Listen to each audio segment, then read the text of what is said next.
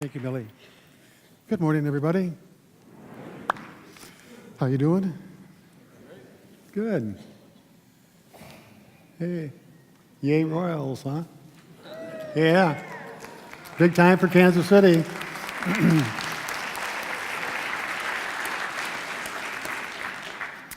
The lesson today is on expectations. And I usually like to start my talks with something a little bit funny, something humorous. But for the life of me, I could not find any joke about expectations. There's nothing funny about them, I guess. I Googled my fingers to the bone trying to find just the slightest statement that would evoke some sort of a smile from your face, but I couldn't. So I turned to my cousin Ozzie. I called him up and I told him my predicament, and before I could even finish my sentence, he said, a duck walked into a drugstore. He walked up to the pharmacist and said, I want some chapstick. The pharmacist got some chapstick off the shelf, put it down so there'd be $2.95, and the pharmacist expected the duck to pay for it. Expected the duck to pay for it. And the duck said, put it on my bill.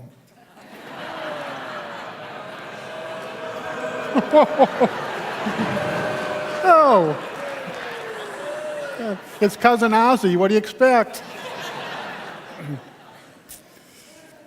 We're in the midst of a series on relationships, and relationships are very important. As a matter of fact, they're everything when it comes to your life. Every single emotional experience that you have is a result of a relationship. It's you interacting with somebody or something, you relating to somebody or something, whether it's a relationship you have with yourself, which involves your self-worth, your self-identity, your self-esteem, the relationship you have with a higher power, how you identify with your spirituality, the relationship you have with other people, with other things, situations, and circumstances. Everything is you relating to something, either outside of yourself or inside of yourself. Relationships are everything. We enter into relationships because we have wants and needs that can only be filled through a relationship. We have a need for social interaction. We have a need for connection. We have a need to exchange ideas. We have a need to love each other and feel the love coming back to us.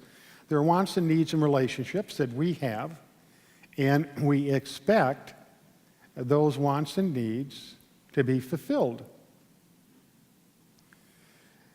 If we're engaged in a relationship of any sort and our wants and needs aren't being filled, our expectations aren't being met. And when our expectations aren't being met, we feel sad, we feel mad, we get angry. We do all sorts of different things, and when we feel sad, mad, or angry, it doesn't feel good. We don't like it. And so we have to exact some sort of a consequence on the person we think is responsible for making us feel that way. Am I right or wrong? When your expectations aren't met in a relationship, you don't feel good about it, and a consequence is ushered forth. That consequence might be a scolding, it might be harsh words, it might be my favorite, and I use this all the time. It's greater than any word, and that is the passive-aggressive silent treatment. More powerful than words. It's also known as SIS, or sulk in silence. Now, I just confess that I'm a little passive-aggressive, and I use a silent treatment from time to time. And perhaps you do too. Perhaps you usher forth a consequence when your particular needs aren't being fulfilled or your expectations aren't being met. Perhaps. And there's really no perhaps to it. We all do it. Every one of us in here, to some degree. We all have expectations. When they're not met, we feel frustrated or disturbed. Now, this isn't meant to make you feel guilty or shameful because you have expectations and you have consequences. It isn't meant to make all expectations bad because there's good expectations and there's bad expectations.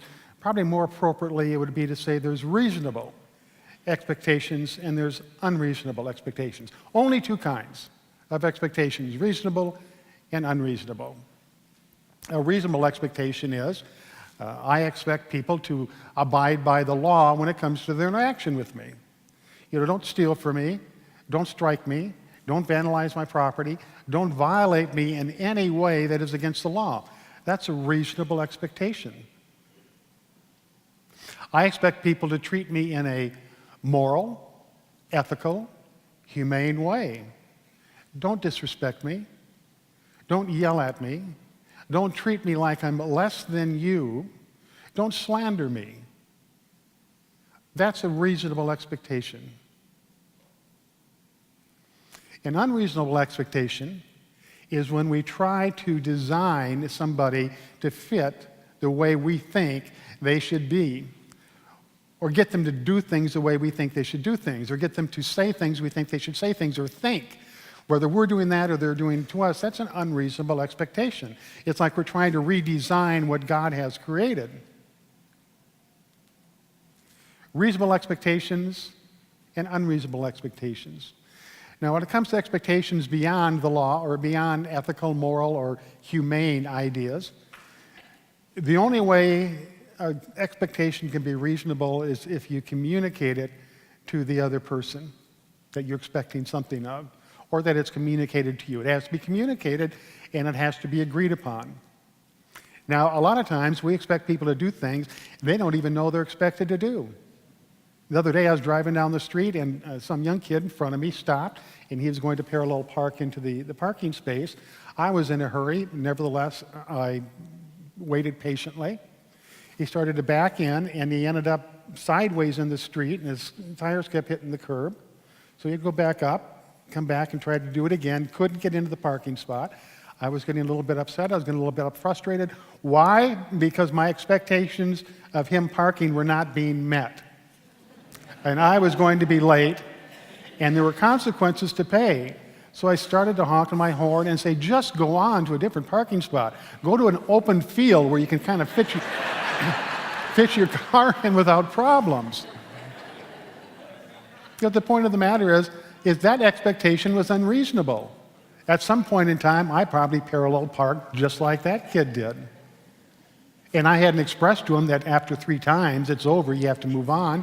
That wasn't an agreement. And so all that frustration would have been eliminated if I wouldn't have had an expectation in the first place.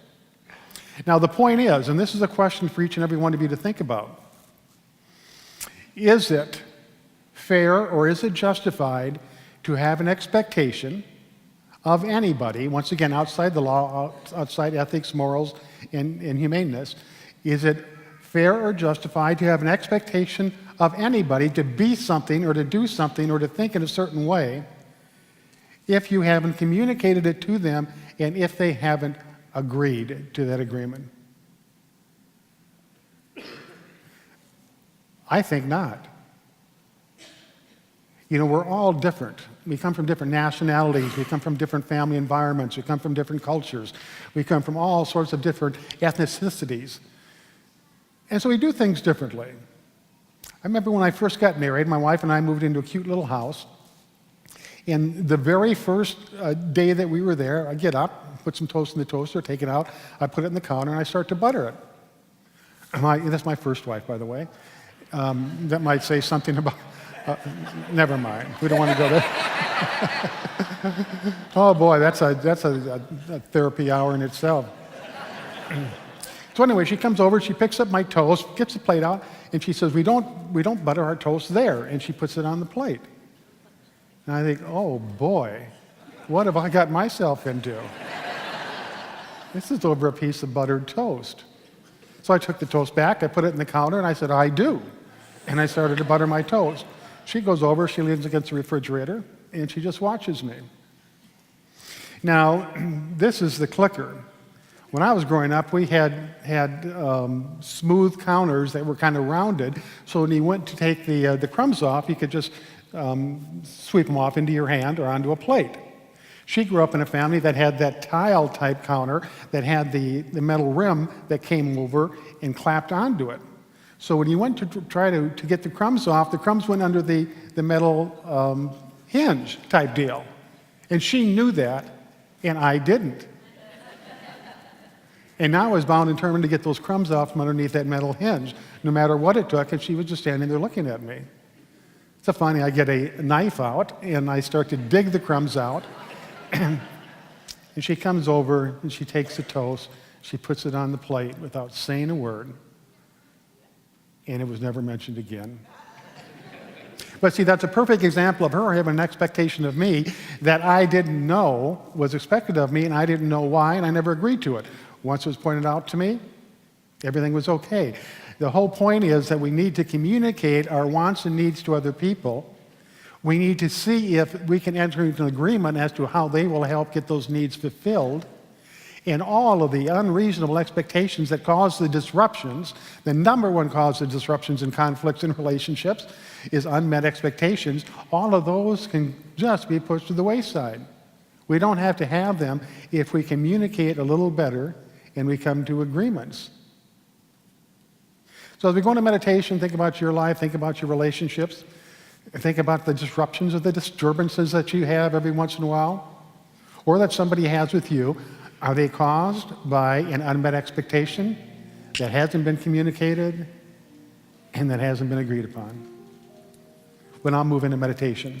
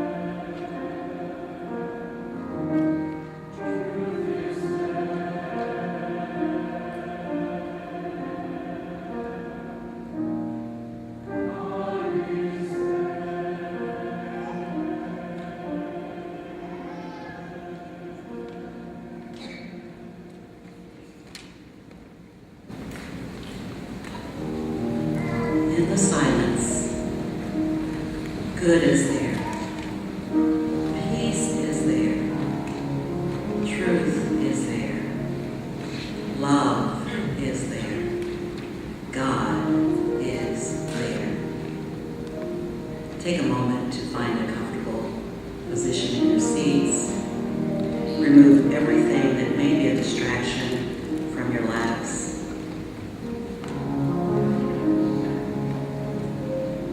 Today's daily word is inspire. And the affirmation today, Spirit inspires me in new ways. Inspiration comes through many channels. The people I meet, the places I visit, the words and pictures that stir my heart and spirit.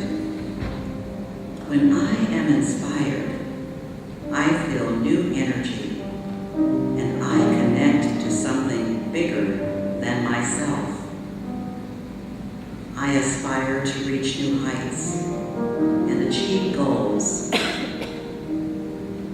I aspire to be of service. As you think about these words, see whether you are living in your truth. Realize that the Spirit of the Christ self is in you. Be inspired. What expectations do you have for yourself? Know that whatever you are seeking is already seeking you.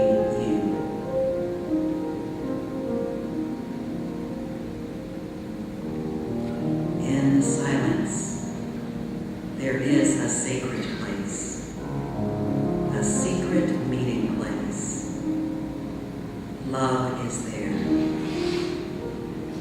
In the silence. In the silence.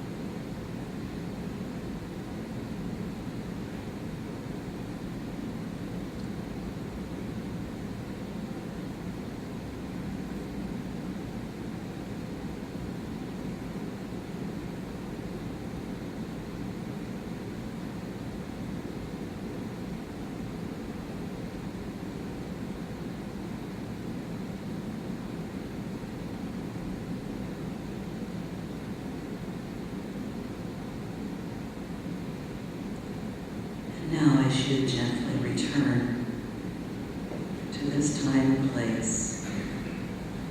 Know that everything you are seeking is already seeking you. Go into that secret place. Whenever you feel the need